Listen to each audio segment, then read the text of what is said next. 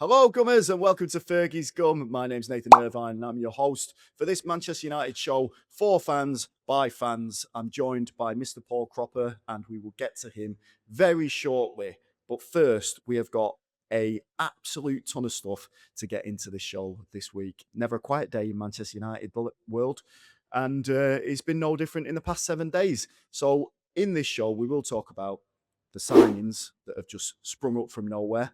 We'll also talk about the potential marquee signings. Do United still even need one?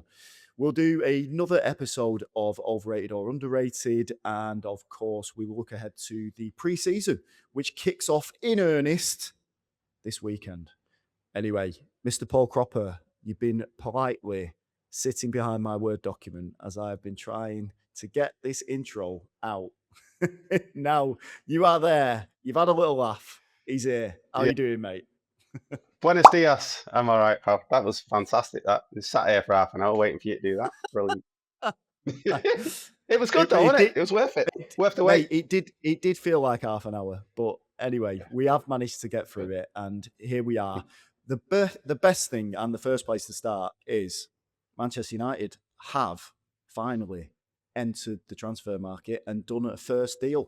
The first deal that is over the line is a Mr. Andrey Santos from Chelsea. Is it 45 million, I think, or 50 million total with add-ons? 50 million total. 48 with add-ons, and it's a 50. Yeah. Now, this was a transfer that kind of came out of nowhere. I've seen a few people say, oh, we knew that he was on the list. Yeah, sure you did. I'm sure you did, lads.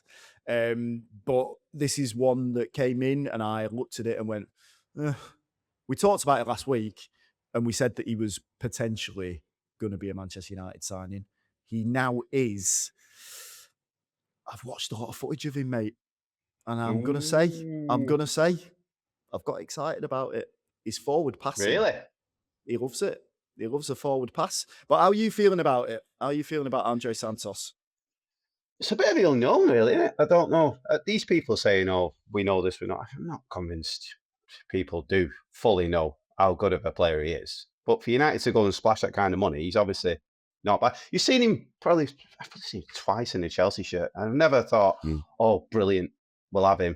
He's a centre midfielder that we need on list. And I'm not having all these people saying they have watched him that much. But like you say, when you see the clips of him, looks between a 6 and an 8. It's just a lot of money it feels like a random name. But I'm in the same boat as you. When it first happened, like last week, one of the lads that listens to the Up the Gummers, go on, Dan. He was saying I was laughing at you, so going on about Carvalho, saying if we sign him as Santos, it's done for. And then we did it within 48 hours. Brilliant. But I think what happened was the Chelsea fans started going a bit mad. And people have taken note and go, why are they so upset? They've got better centre midfielders. He couldn't get in the team. And then the Chelsea fans coming out and saying, United don't know what they've got yet. United fans we've seen this lad and we didn't want to get rid of him. And they were getting angry at their owners saying, why are you selling a promising midfielder who's Premier League proven, who's had a good few seasons on loan, came in for about 20 million-ish to Chelsea. Yeah. And they see him as somebody that could push Caicedo, and if Enzo Fernandez does move on, which looks likely, he would go into their team. So I think from then on, us as United fans stood up and went, oh, if they're that upset, maybe I'm missing something. And then you watch him a bit more with the highlights, and you watch some of the extended bits, and you go, do you know what he'll do for me? He'll do. But I still feel like at that point, when we signed him, I thought, well, we still need 2 more, don't we? We still need starters. We still need other midfielders. So, but yeah, kind of excited for him, to be fair. And his interview, I thought, this lad will do. Yeah. I think he's basically grounded and settled, isn't he? Is he 22, I think? Yeah. 22. He's married. He's got two little kids. There was a fantastic photo of the whole family at the signing, and his 2 little kids are cute as hell. But it was nice, you know. He settled down young, so you know he just wants to play football and earn money now. So he's going to do both of those things at Manchester United. I think, I completely agree with you. Once I started seeing Chelsea fans going, "What are we doing here? Why have we let this lad go? He was supposed to be the successor to Enzo Fernandez. If he was going to leave, working alongside Caicedo, it would have been fantastic." But the thing that's interesting me is there was some commentary. I can't remember who it was that I was listening to. Someone was talking on a podcast, and they were saying that he hasn't quite developed into a 6 or an 8 yet, which means he's moldable.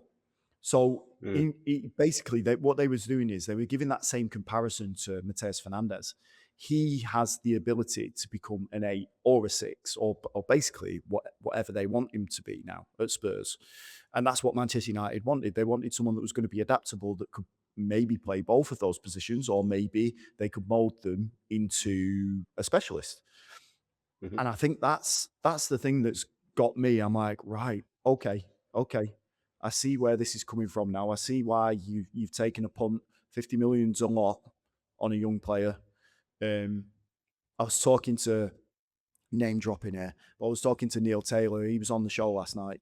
Former West Swansea, former Wales international, and I said to him, like, I still remember when Wayne Bridge went to Chelsea for 12 million, and I thought that was a lot of money.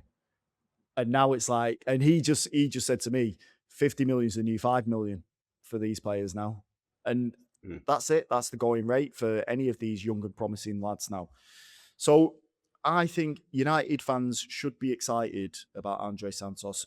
The one thing I will say is, and we'll talk about this later in terms of like marquee signings, we will judge where United are in terms of their midfield and in terms of their summer transfer business on who comes next. Now, we've already got a player in the door with Andrey Santos. It's just been revealed today as we're recording this. There's another player. It was revealed last night. We knew that it was happening, but today it looks like it's going to be announced. 5-year contract for Youri Tielemans, which came out of nowhere, mate. Top player. And I know I'm fairly certain you're a fan of his, right? Oh yeah, yeah. I don't. Anybody that knows football is a fan of Youri Tielemans. But just going back to the Santos one with the Tielemans, because what we're doing there is you're buying potential, aren't you? It's a bit of an unknown. He has scored goals when he's been on loan, but it's a bit of a risk, isn't it? So if you compare that with the Youri Tielemans one, which is no risk whatsoever, it just Mm. makes complete sense that you bring him in and he can play in the Premier League. Been in the Premier League for so many years, played at a high level, played Champions League, play European football. So to go from the Santos one when I was like, we still need more, to then throw Youri Tielemans in you go, oh, but now that takes a bit that that makes United's midfield stronger immediately. Doesn't it, Youri Mhm. Tielemans? It just goes in there. Now Casemiro's gone, we needed somebody with the experience. It's not the profile I thought United were going to go for. I think that's what took most people by surprise. Because if you think about it, he's a very, very similar player to Kobe Mainoo. Very similar, and that's probably, can they play together? Can they not? Has he been brought in as backup? I don't see that myself. I think he'll come in and he'll start every single game if he's fit. Um, yeah, so like you said, completely took everyone by surprise. And there's a lot of in the nose came out and said they were spitting the dummy out, weren't they, and saying, "Oh, I don't know where this has come from," because nobody knew. Nobody knew anything about Youri Tielemans. I said last week, funnily enough, there's no name out there that we don't know about that Mm. he's just going to come in and surprise us. Ineos have just done that with Youri Tielemans, and to get him at that price, somebody's took a bunga there and said, "Oh, by the way, my client here's got a bit of a buyout clause," because who's put that into his contract? Yeah. It's a bargain for For, United. I'm over the moon. for I'm over the moon with the signing, Nathan, because we can control games with him in that midfield. Yeah. Missed I it. think you're right in what you say about them being very similar players, him and Kobe Mainoo. Tielemans and Kobe Mainoo are very similar. It'd be interesting to see what United's plan is with those two, whether it's one or the other, whether they're going to change the formation. We don't even know. We don't know. Are they going to change the formation this season? Are they going to try something different? But we're basing it on what we saw last season. And I think you still need legs in there. I think Andrey Santos has that, but he's completely raw. Can he be the person that controls a game from deep while Tielemans and Mainu operate a bit further forward? I don't know, but I'm excited to find out. But with that in mind, I still think United will look to bring at least another player in. There was talk from David Ornstein, who obviously broke the Tielemans news. He said that United would look to bring in basically a dog for the midfield, someone that is going to run around and that is going to be a presence. So maybe Andrey Santos isn't that person just yet. He'll get games, he'll get his opportunities. They all will this season because there's Champions League. That's a guaranteed, 6 games, I think, extra. Mhm. And then obviously the qualification if you get through to the next rounds.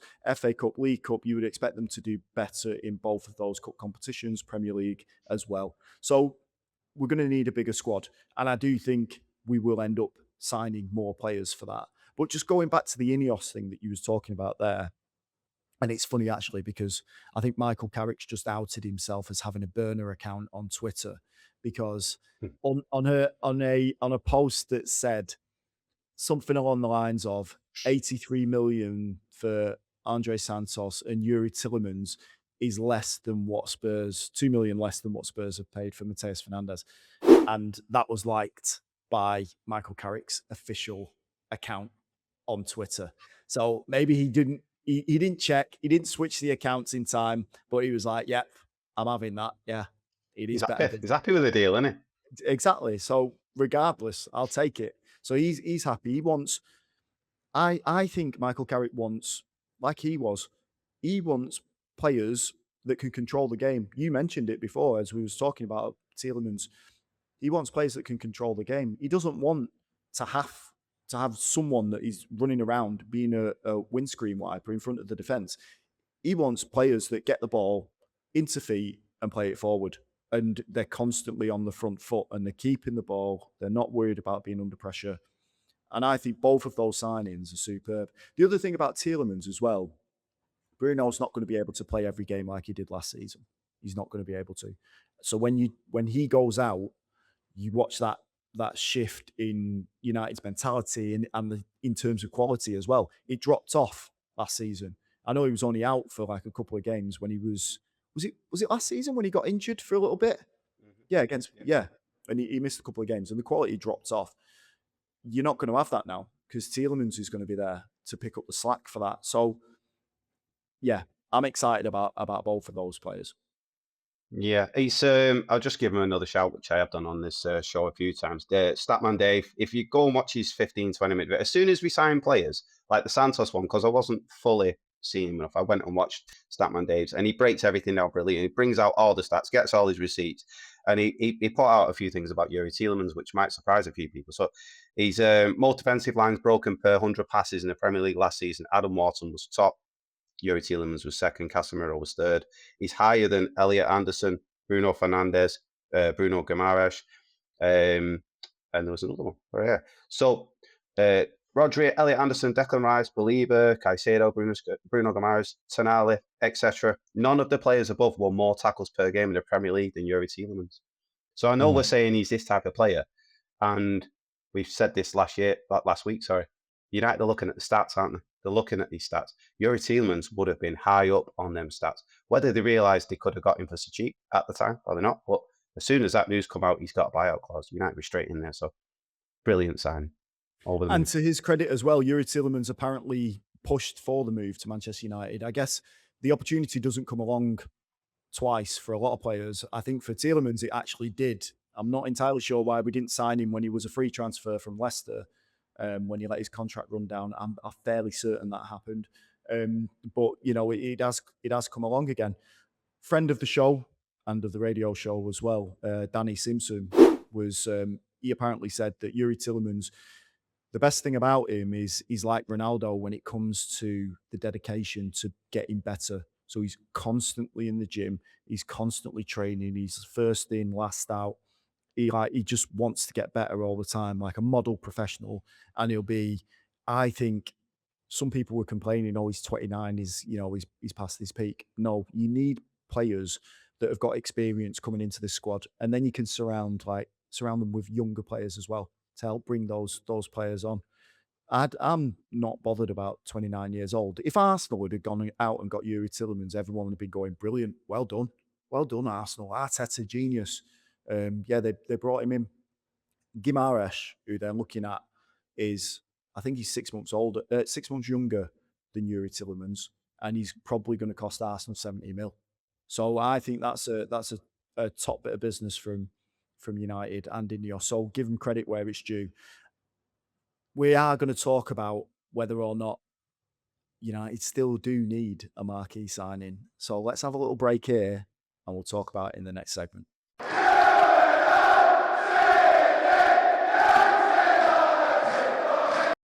So then, no Sandro Tonali, no Elliot Anderson, no Matheus Fernandes, no Orlean, I think, Tchouameni. It's harder to pronounce his first name than it is his surname. Are United going to sign a marquee midfielder? That's the big question. That's what everyone wants to know. Andrey Santos, great. Youri Tielemans, great. But are they actually going to get a big signing? Because that's what the whole of the summer was geared towards, right? It was Elliot Anderson. It was all those names that I just mentioned. I would even say Matheus Fernandes wasn't even on that list of a marquee signing. He was just a nice to have at 50 mil. But that's that's completely changed now. So, two questions. Do you think Manchester United still need a marquee signing in terms of midfield? And secondly, do you trust Ineos to cook up something without a marquee signing? So you can go with the first part.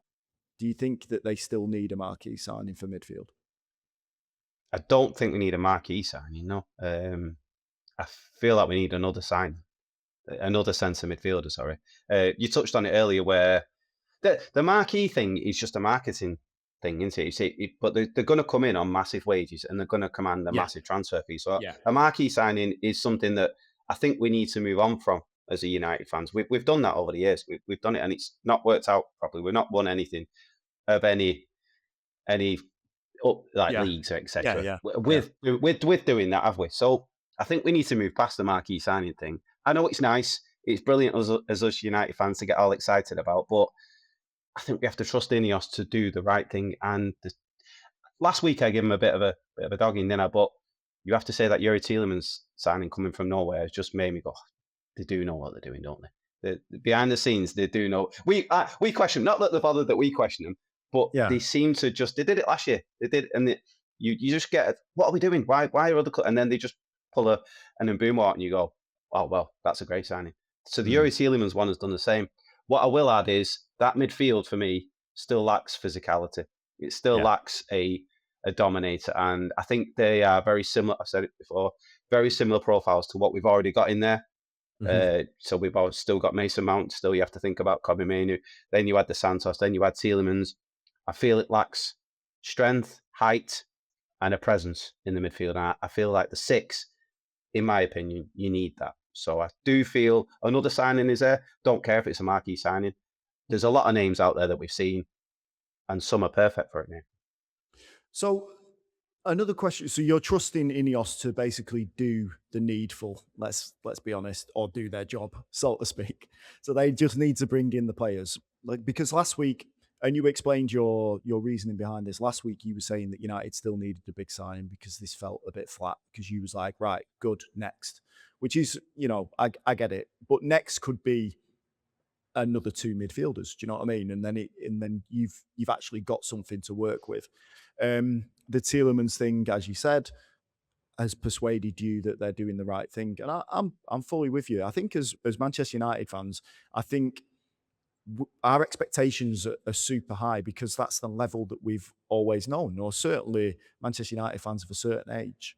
You grow up during that Fergie era, and that's it. You want to be getting the best players from the best teams in the league, or the best teams, or buying from the best teams abroad. You always want to be able to do that, and you always want to say that United can compete. That's not going to happen anymore.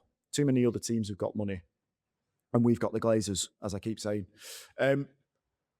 with that in mind, would you still consider that Carlos Baleba is, and I know you don't like the term marquee signing, would you still say that he is a marquee signing? No, no, I wouldn't. I think you're still buying potential. I still think that's in the.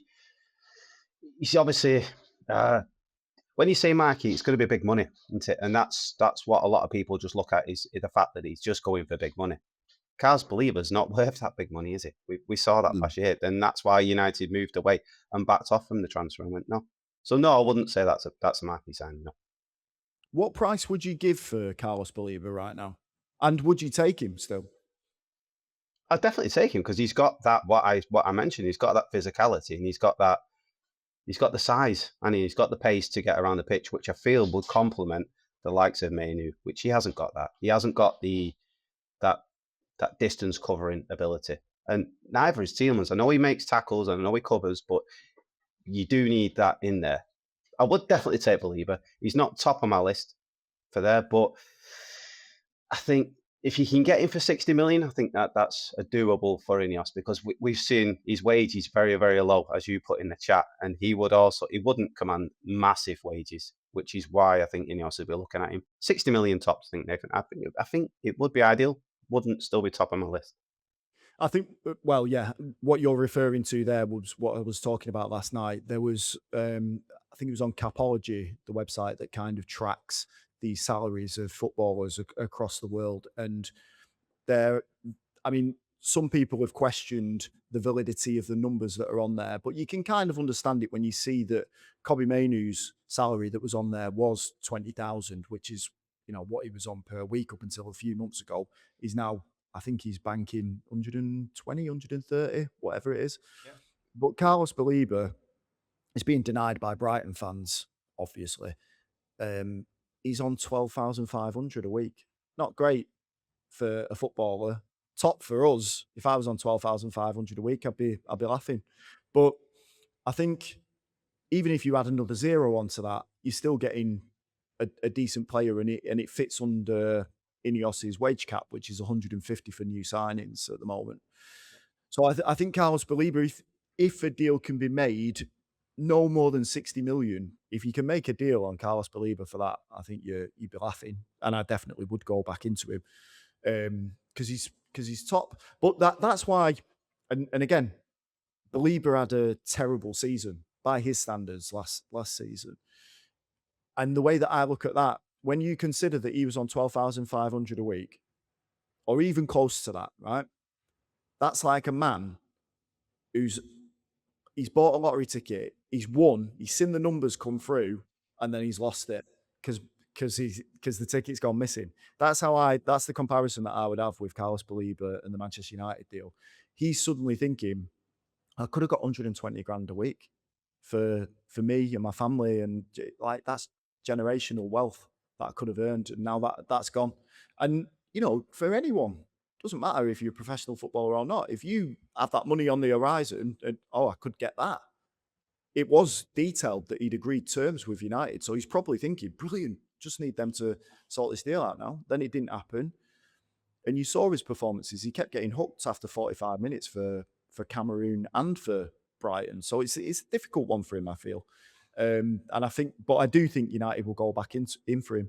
There was the deal sheet, which we always talk about on this show from The Athletic. They just posted out 4 names that United are still interested in terms of the midfielders. You've got them there, haven't you? Yep. So we've got Alex Scott was one. Felix Dementia was the other one. We've discussed him already. Sander Berge was the other one. So and Carlos Baleba, obviously. So they're the 4 names. I love the Sander Berge signing. I do. I just think it'd be not for me. Not after that World Cup performance. I thought he melted he played after a while. No, I don't know. I thought he had a decent World Cup, to be honest with you. But I think that's the transfer that would be more affordable. Say the right amount of wages. He would be that physical presence in front. He would be the screen. He would allow the other lads to move forward. I know what you're saying. The Carlos Baleba one probably fits the profile for the club. more than Sander Berge, which I completely understand.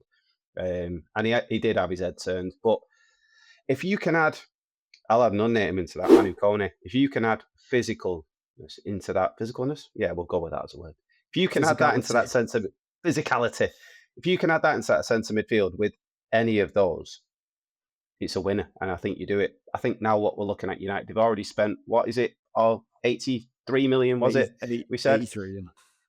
They won't be looking at spending 150 million on 3 centre midfielders, would they? So I think we'll be looking at something around the region of 35, 40 million.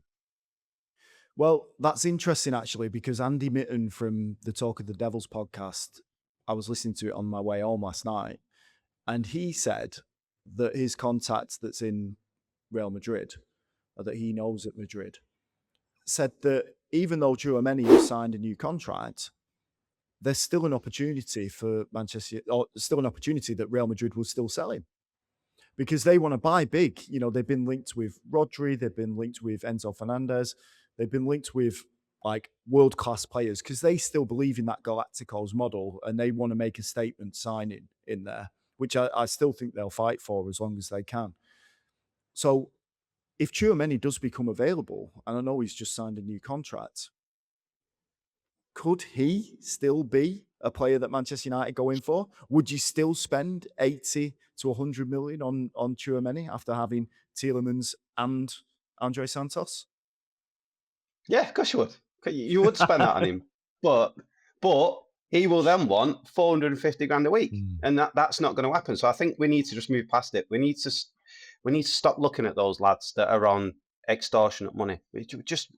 That's not where United are anymore. Like at Olympic, we need to now be looking at affordability, people that are going to accept under 150 grand, people that are still hungry to play at United as well. And that's just something we need to get used to, Nathan. We're not going to go and pluck these lads from a Real Madrid, from a PSG, who are on this money, and then bring them to Old Trafford for them to come, because the Ineos are not willing to pay that amount of wages, Nathan. I don't feel like the 85, 90 million is an issue to go and buy for these players, like the Matheus Fernandez one that they looked at, like the Tonali one they probably looked at as well.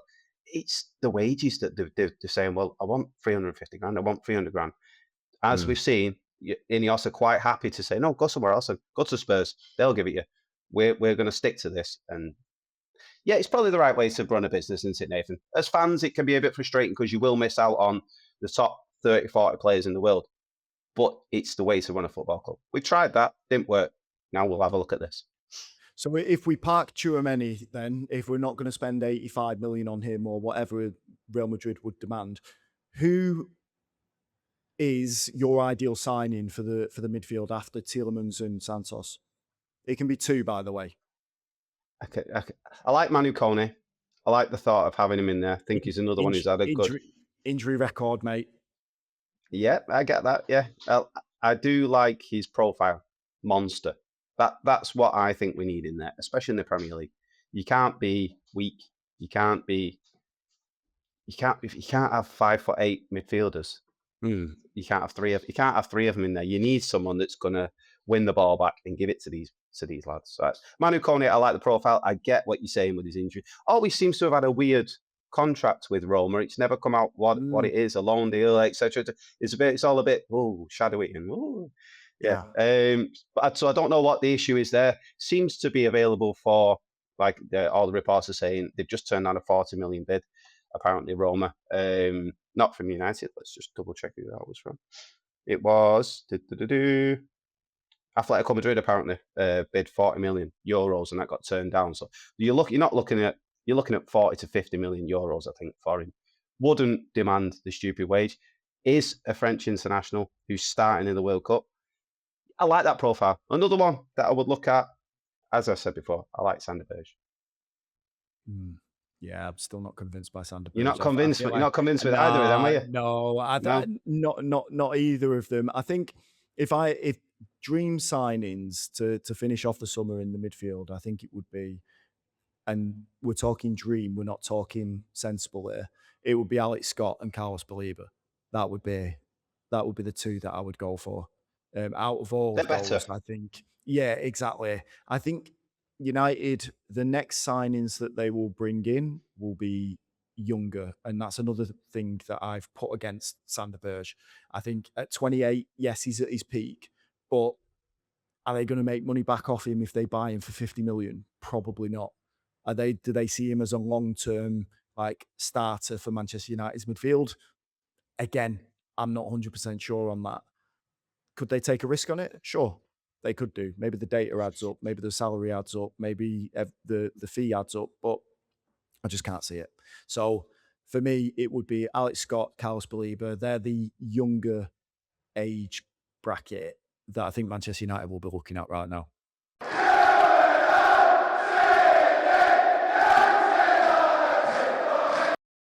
Overrated or underrated, it's the part of the show where we talk about Manchester United players from past or present, and we decide whether or not their time at Manchester United is overrated or underrated. It's exactly as it says on the tin.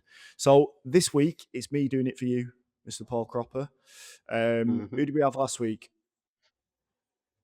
I like to test you on these things. It was you that came up with it, mate. It was. Dennis Irwin, wasn't it? Legend. There we go. Legend Dennis Irwin, yeah. Dennis Irwin. So this week, I'll read out the stats and then you can guess. Do you want me to read out all the stats first and then you can guess? Yep. Right. Yep. Feel free to interject at any point. Right. Okay. This player played 387 games for Manchester United, scoring 26 goals throughout those games. He has 6 Premier League titles, 2 FA Cup titles, 1 Champions League, 1 Intercontinental Cup, and go on. No, go I was going to say Nicky Butt. He's not scored that many goals. He's got it in 1. He doubted himself. He doubted himself, but he got it in 1. Well done, lad. Well done. The last clue was he was also named in the 97-98 Premier League Team of the Year, starting 11. Was he really? I should have started with that because I think that might have thrown you. Because I don't. It definitely would have thrown me. I don't remember that. So, Nicky Butt, regardless of what you think of him on podcasts these days, he does have his good points. He has his bad points as well. But Nicky Butt, overrated or underrated in a Manchester United shirt? Straight away, underrated. Nicky Butt was brilliant. Loved him as a player. I don't mind him as a pundit either, to me. I think he talks a lot of sense. Local Mank, local Baldy. I'm sure that's how he likes to be described. Local Baldy, yeah. Nicky Butt. Yeah. He came in with the other lads, didn't he? And never really got the credit he deserved because he wasn't a flash player. But Sir Alex Ferguson loved him because he was a scrapper. He didn't mind a fight, put himself about. But I feel like that doesn't do his football ability the credit he deserves because he was a very good footballer, Nicky, but would work box to box, had the perfect mentor in Roy Keane to learn from. So very, very similar. He wasn't as good as Roy Keane, but he wasn't a far off, to be fair. Champions League player, did well in Europe because they weren't used to that kind of someone booting you with it in Europe. And he did the dirty stuff really, really well. Tidy on the ball, could pass, ran all day. So Alex Ferguson, interestingly enough, kept him for certain games, didn't he? He said, I'm not going to play you on that nice grass. You can wait until we play on that cow patch next week and you'll do the job there. And so Alex Ferguson were brilliant at using kids like that, to be honest. But Nicky Butt, completely underrated for me, Nathan. He would be worth now. You're talking about what United need in that midfield. Nicky Butt would be perfect, wouldn't he? He would. Yeah. I think the thing for me with Nicky Butt, like I agree, he's underrated, I think. Completely. Yeah. Because I think, again, because he left the club and he went to Newcastle and he basically jobbed around for a while and he didn't really hit the heights again. I think he won the championship with Newcastle, like got promoted with them. He's a very good and tidy player. The reason why he didn't get the same sort of plaudits as a Paul Scholes, as a Roy Keane, as a David Beckham, was because there was no real speciality to him. Like there wasn't and it's to his credit as well, like a great all-rounder, a great professional, a little bit like Dennis Irwin, like we said, last week. You always knew when you put him in the side, you'd always get like a 7 out of 10, 8 out of 10 mostly for Dennis Irwin. But I think players like that, and this might sound harsh, if you've not carved out a niche for yourself and you're a bit part player, do you look back on your career and wonder, like, I should have done more of this, I should have done that? Like, I think he should have stayed at United. He should have been a lifer at United. I know he wanted to get out and go and try, like he wanted to go and do different stuff, and he wanted to be a first team player. But it's twice in his career that he's left Manchester United to go off and do his own thing, and it hasn't quite worked in that same way. Yeah, he's not a flash. He was never a flash player, was he? But he'd never Mm. let you down, and that's as a manager or as another centre midfielder, you'd love to have Nicky Butt in your squad, and to play alongside you because he made other players around him, and this is just trying to give him more credit. He made them look better, didn't he? Because he would do the work that some other players couldn't. A lot of that United team, because they were that good, they did work like mad, but he epitomised that. And he wouldn't have been in that team if he wasn't as good as he was. So to be there, he had to be top, didn't he? Top, top. Yeah. England international. But he was he was in a generation of ultra world class, if that's a thing Yeah. centre midfielders want it. And Yeah. yeah. So he wasn't quite there, was he? Technically, he's not going to score you 30 yarders. He's not gonna beat six men and slot it in the bottom Mm. corner. It would appear later, score a couple of headers. Like you said, I didn't realise he got that many goals. It's not a bad goal record when you think about it. Yeah. But he would 100. He would give you 100% every single time he went on that pitch for Manchester United. And that's all you can ask for sometimes. Fans loved him. I loved him. Thought he was brilliant. Do you think there's like a case for fans of today not actually remembering Nicky Butt in the same way? Do you think that, because obviously in terms of history for anything, it's only the people that, like me and you, that are capable of preserving it. It's the people that saw what was good previously that, we we can't go to highlight reels of Nicky Butt. It'd be very short. Do you know what I mean? Like, in terms of if you wanted like a full TED talk on this is how a model professional acts, I'm sure you could do 2 hours. But when it comes to what people watch and consume these days, it's highlight clips of players at their peak. Zlatan Ibrahimovic scoring like outrageous goals. It's like David Beckham crossing from ridiculous angles. It's Paul Scholes rattling in volleys off the crossbar. With Nicky Butt, it's up to me and you to preserve this, because Yeah. unless we Yeah. talk about it, same with Dennis Irwin to a certain extent. If we don't talk about these things, people forget. The younger generations are just like, nah, he's that guy that's on the podcast with Paddy McGuinness. Like, Yeah. what does Well, he it's, know it's good. about football? It's it's not going to be well. What it'd be is a Nicky Butt 5 yard pass or a Nicky Butt snaps into a tackle, and that's what his highlights would be. So it's but I love that. I love that as a centre midfielder. Nicky Butt nowadays would be, well, if it's talking about Gamares and that being worth 80 million, Nicky Butt would be worth 100 million, wouldn't it? Nowadays, he just for that tenacity that he had and his attitude to the game. Love Nicky Butt. Love it. Get in there.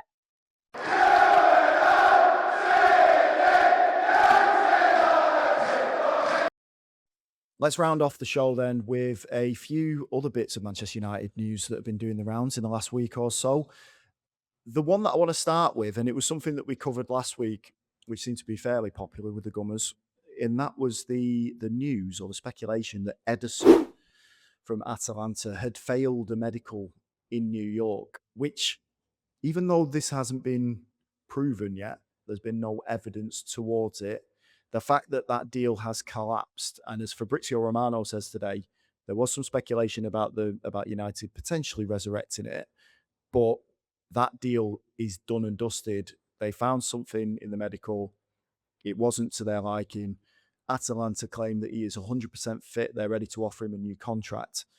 But that has to be a bullet dodged. And kudos to Ineos for basically coming out and going, yeah, he's crook.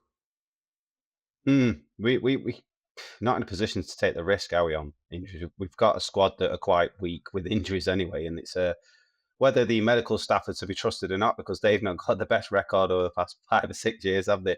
But they've obviously found something.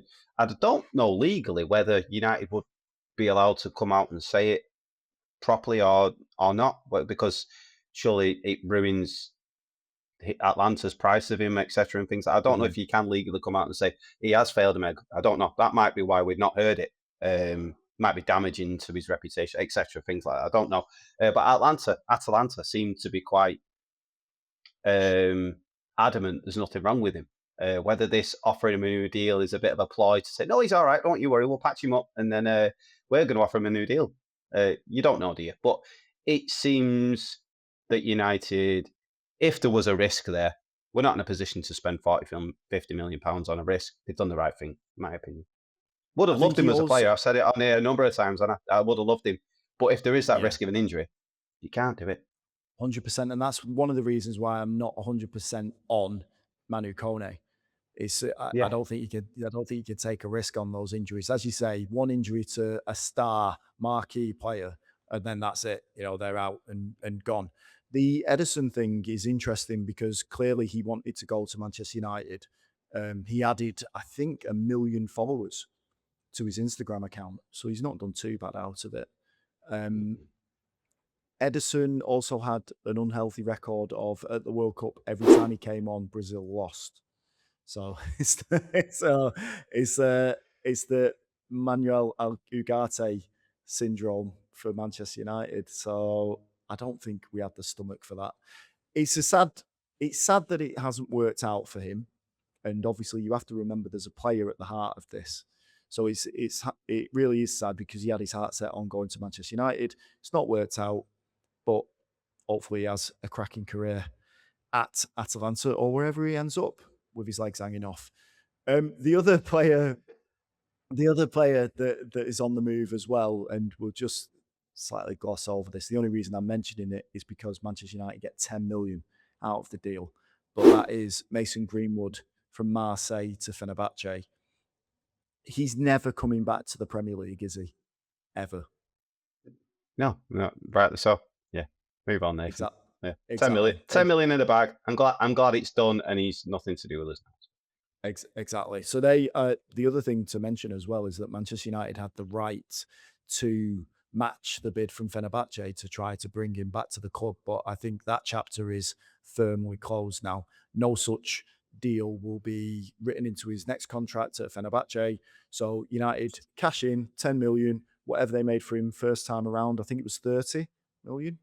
So in total, they've made about 40, 50 million on him. So yeah, fantastic. Well done, Ineos, for getting that into the bank account. Someone that hasn't had a great season or indeed a move. 12 months after signing a 7-year contract at Chelsea, Alejandro Garnacho, the dreadlocked weirdo, is now off to, or braids. Was it braids? It was braids, wasn't it, that he put in? What a fool that lad is. He's off to Roma. Again, United cash in on a little bit of him. He only wanted Chelsea. Remember that? Remember he said that?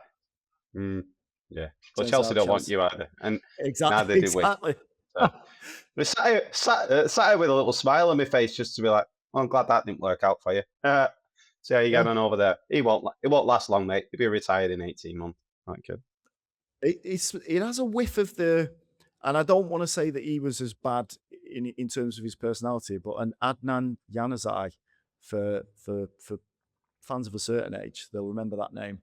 A little bit like that, a nomad, just went around different teams and never really quite got to the levels that his early promise showed. I'd put him in the Jadon Sancho box. Think they're better than they are, and then it just collapses. I mean, Jadon Sancho, career over. Still without a club. Jadon Sancho, while we're talking about old United players. And rightly so, he's barely played any football. Even though he has made Champions League final, Europa League final, and Conference League final in 3 seasons, he's still, no one wants to pick him up. He'll be out here soon. He'll be playing for a 3rd division side in the UAE. Mark your cards for that one. That's going to happen. But United will get I think a percentage of the sale for Garnacho going to any club. The funny thing for me with that, and I'm not here to just rag on him completely as much as I could dedicate the next 45 minutes to it, but the fact that Garnacho was so desperate to leave, he thought he was the big man. Ruben Amorim saw straight through him, said, get out, like managed to clear him out. The fact that he's not Manchester United's problem anymore just is a huge sigh of relief. I think is it the Kiwis, the All Blacks have the no rule. Don't worry, I'll bleep that out. But that's one of the things that I'm hoping that Manchester United stick with now. Don't want players like that anymore. As soon as they start getting too big for their boots, gone. Like I'd rather have Xerxes sucking up a salary week in, week out and scoring 2 goals all season than having Garnacho there, just being an absolute bad egg. So yeah, I'm glad he's gone. And we'll get a little bit of cash for that. You are looking forward to the weekend because what's happening this weekend, mate? Pre-season starts, doesn't it? Hey, come on. Can't wait. I Insane. love a bit of pre-season. No, it is insane because it's come around so quick, and and to see them back in training, you're like, well, that's because we've had the World Cup and it kind of tied you over. Wife's not happy. There's never a break where, oh, you can do this, you can do that. No, World Cup's on. Yeah. And then when I say this weekend, United are back on now. Like, what? What's going on? But yeah, 4 o'clock Saturday, 18th of July, it starts. United v Wrexham.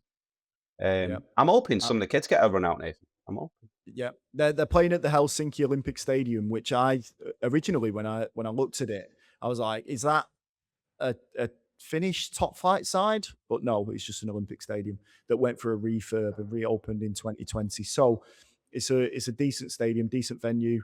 Wrexham, obviously, Ryan Reynolds and oh my God, what's his name? Mac from Always Sunny.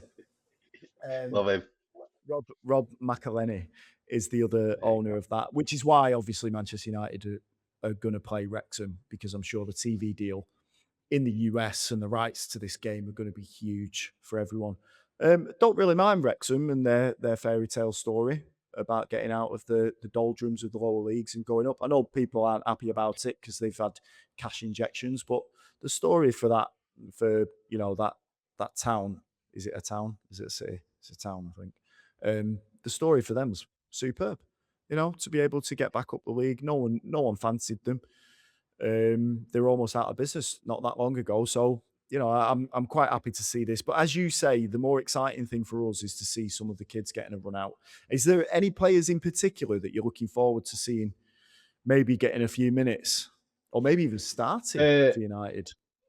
I'm hoping Jim Thwaite gets a bit of a run in midfield. JJ Gabriel will be another one I'll be looking forward to see.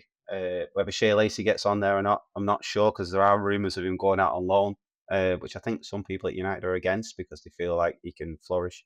They're the types of players. Now looking forward to seeing Santos and seeing actually him in a red shirt and what he can actually do. So I like pre-season. It's a good thing that they're not travelling all over the world as well. I like it when it's just a bit of a local pre-season. I think it works better for the club and for the players. Yeah, not this money making going to China and stuff. Yeah, I think it's more lucrative if they go to the Far East or if they go to the United States. So I think they could have made more money out of this. I read somewhere that part of this preseason, because it is in Europe and Scandinavia, all they're doing is they're playing the games and then they're traveling home. So usually they'd be on tour and they'd be staying in hotels away from their family and friends, and it's an intense 3 to 4 weeks of traveling around and playing games. But this one is a lot more relaxing, and I think it was driven by Michael Carrick actually to kind of get the best out of them, because he wanted everyone local to be able to hit the ground running when the season starts. When you think about it as well, there's not going to be that many players missing in terms of a starting 11. You've got Bruno that's still away, Diogo Dalot, they get a break for the World Cup. You've also got Rashford. Goodness knows what's going to happen when England either win the World Cup or they're dumped out in the next round, or losing the final. But once That's happened. Then it's Rashford to decide what's going on with the rest of his career. Kobe Mainoo, who's not played a single minute at the World Cup, he's out. He won't be playing in pre-season for the first couple of weeks at least. But you can field pretty much a starting 11 of first teamers from last season.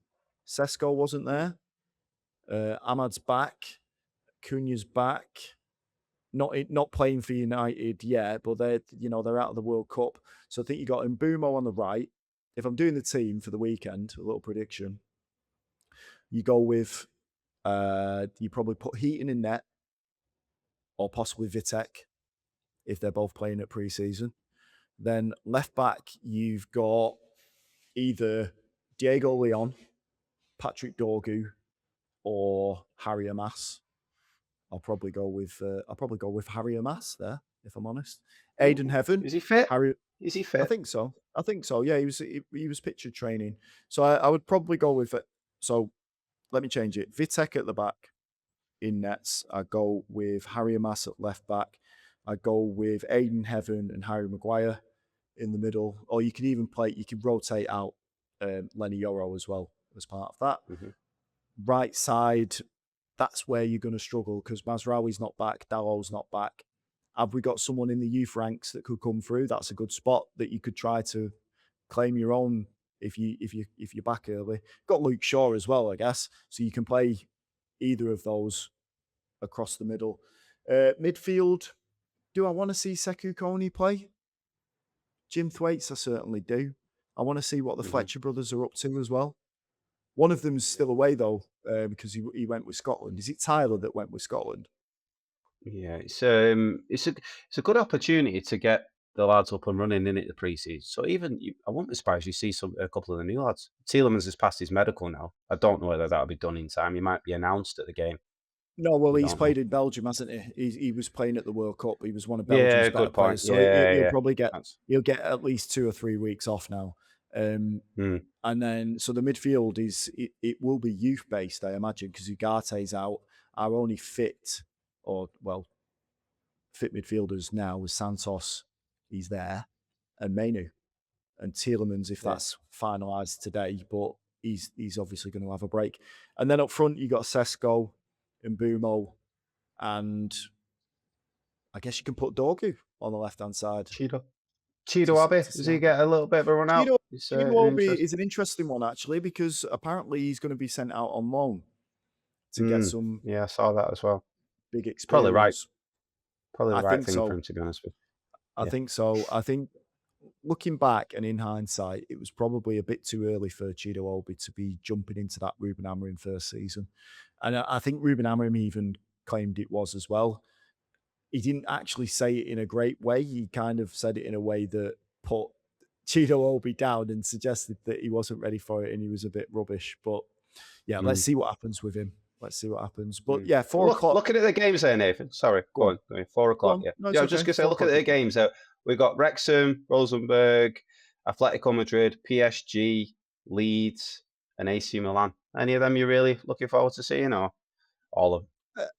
I mean, all of them, because it's another chance to see some of these fringe players to come in and try and stake a claim for it. I think the other thing as well that I'm kind of looking forward to is seeing what type of formation Michael Carrick rocks out with. Yes. Are we going to go with what we had last season? Are we trying to build something different? Are we going to go 2 up front? Probably not. But are we going to go? Go on.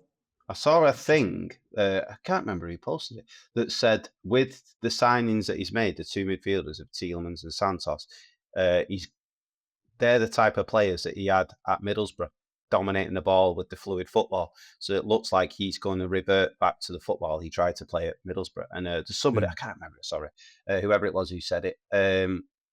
If that's the type of football that Carrick wants to play, you can't wait to see it at Old Trafford because it's really good football.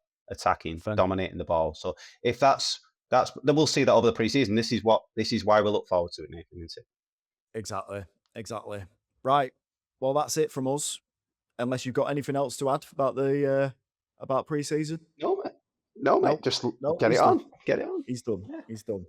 He's done there. So yeah, don't forget to subscribe and like this video. The numbers have started to go up on this YouTube channel, so that's Go the good. I Gubbers. think we're just about to hit 700 subscribers on this. So yeah, it's nice, mate. It's nice. The podcast is doing well as well. We're over 700,000 views across all social media as well. It's nice, Love isn't it. it? He's having a flex. Love it. He's Yeah. having a flex Yeah. as a celebration, as Yes. always.